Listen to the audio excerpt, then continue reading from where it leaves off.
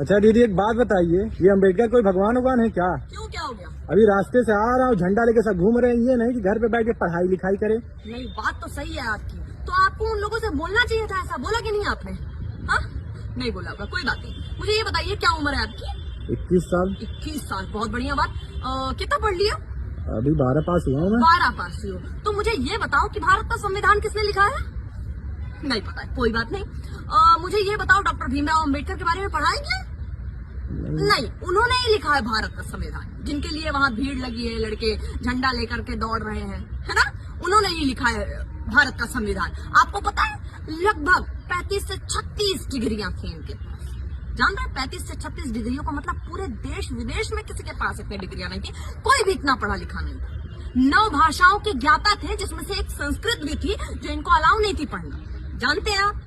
नहीं जानते हैं आप? आपने बोला भगवान, जी हाँ, ये भगवान थे, उनके लिए भगवान थे। जो लड़के वहां दौड़ रहे हैं ना, उनके लिए भगवान थे। उनके बाबा दादा के लिए भगवान थे, जिनको अलाउ नहीं था कि कुर्सियों पे साथ में बैठ सकते हो तुम। अगर वो बैठ जाए तो उनको धक्का मार के नीचे उतार दिया जाता था कि वहां बैठो, वो तुम्हारी औकात है। उनके लिए भगवान थे।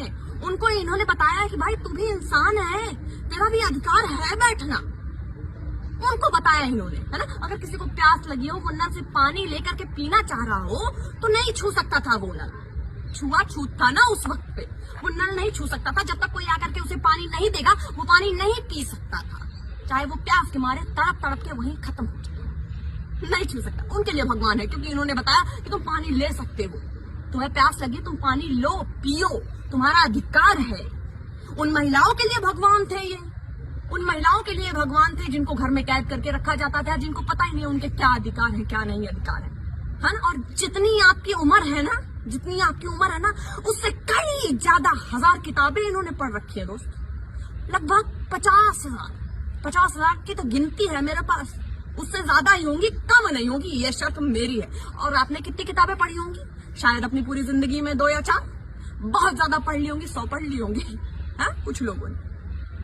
लेकिन इन तक पहुंचना पॉसिबल नहीं है। पूरी दुनिया में सबसे ज्यादा पढ़े लिखे इंसान है। हम इनको पूछते हैं कौन है अम्बेडकर?